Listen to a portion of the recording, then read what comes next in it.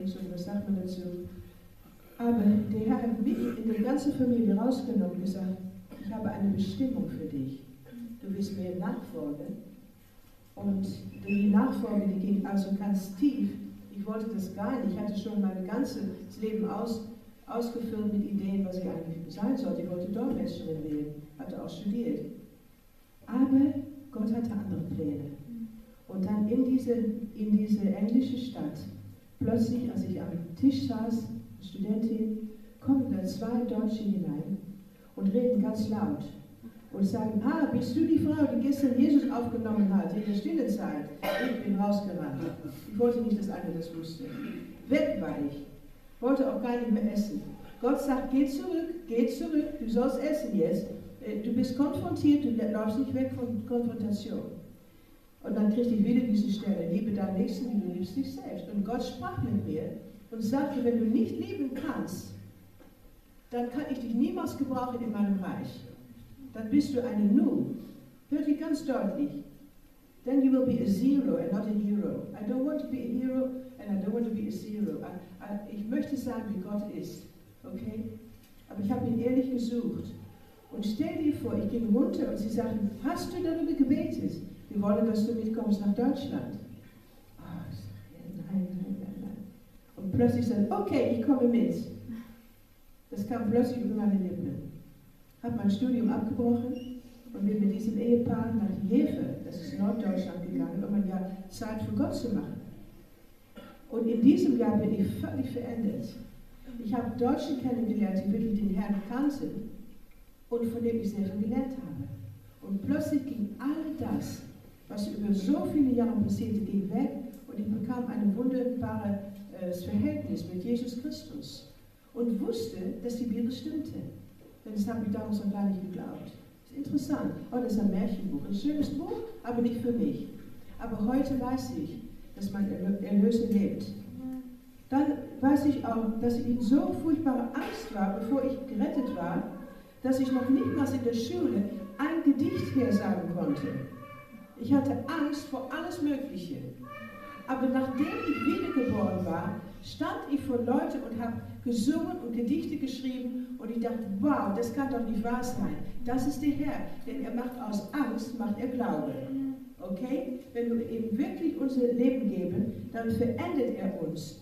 Und die Bibel sagt deutlich, ich denke, das ist im Timotheusbrief, irgendwo, 1. Timotheusbrief, da steht drin, ich habe dir keinen Geist der Angst gegeben, sondern der Liebe und der Autorität, und der Kraft und der Autorität. Wow. Was hat Jesus getan? Er hat meine Angst genommen, ganz weggenommen, weit weggeworfen und hat mir Liebe gegeben und Kraft und Autorität. Das tut er auch bei dir. Für jeden ist es gleich. Aber wir müssen unser Leben ihm geben, alle unsere Ängste, alles was uns hält. Oh, Halleluja. Und dann passierte noch etwas. Er hat nicht nur meine Angst weggenommen, aber ich wurde wiedergeboren in seinem Geist. Und ich habe ihn immer noch gesucht. Ich dachte, da muss mehr sein. Das ist nicht einfach so, dass man einfach mit ihm lebt. Plötzlich veränderte sich mein Leben in so einer Art und Weise, aber ich selber veränderte nicht so sehr. Was heißt das? Weißt du, wenn man mir gesagt hat, du darfst keine Petticoats tragen, habe ich sie trotzdem getragen. Okay? Oder wenn man mich gesagt hat früher, du darfst kein Make-up tragen, das ist teuflisch, habe ich gesagt, es ist schön, aber nicht teuflisch. Okay?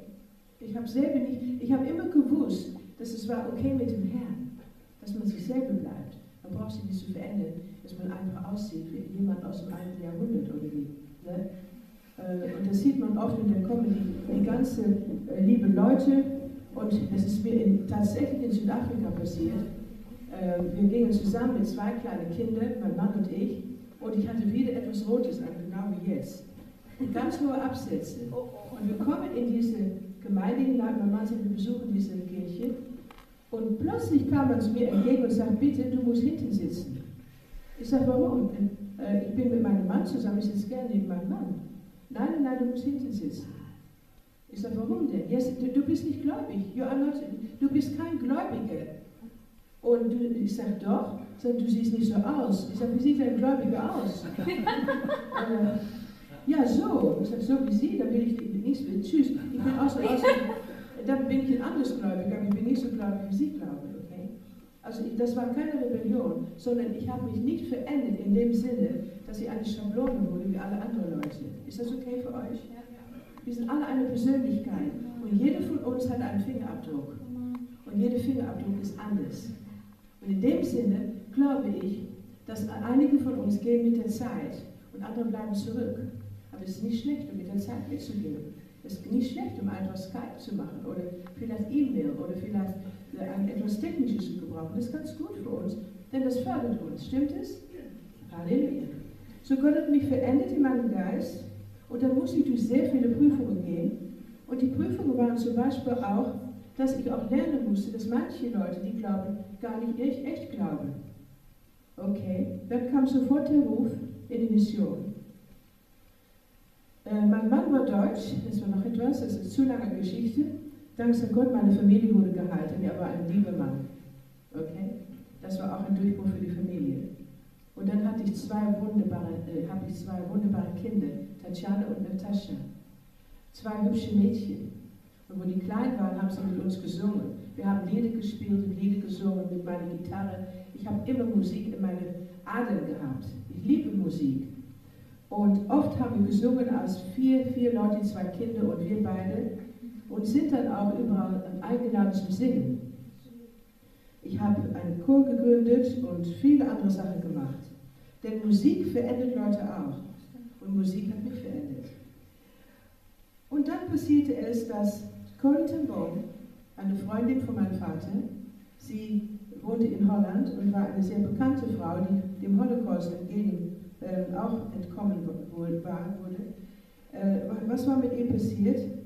Sie ging durch die ganze Welt mit einem kleinen Köfferchen und sprach über Jesus. Sie kam auch oft zu uns. Und Corrie ten Boom legte ihre alten Hände auf mich und sagt, du wirst genauso reisen wie ich. Gott wird dir viele alte Toren aufmachen. Sie sagte dann die Bibelstelle aus Jesaja 58 und sagte, du wirst die alten Ruinen wieder aufbauen und die Straßen begehbar machen für Menschen, wo sie noch nicht gelaufen sind. Wow, sagt Tante Corrie, das ist nicht für mich, das ist für andere. Sie sagt, aber ich gebe es dir, sagte sie so ganz kokett, aber ich gebe es dir, ich vergesse es nicht. Sag ich, ja, wir sind doch ein Mensch. Sie sagt, Menschen müssen nach oben schauen, denn Tiere haben 4 Beine und die müssen nach unten schauen. Also sei ein Mensch. Habe ich nie wieder vergessen. So kleine Dinge von Tante Corrie kommen immer wieder zurück.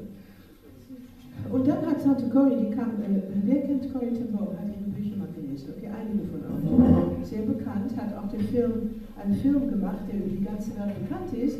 Und in Israel zum Holocaust-Tag vor 3 Jahren hat man ihr Film gezeigt.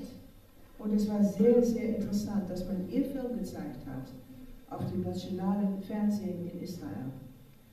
Sie ist genauso bekannt als Schindlers Liste. Schindlers Liste. Kennt ihr den Film, Schindlers Liste? Ja. Okay. Ja.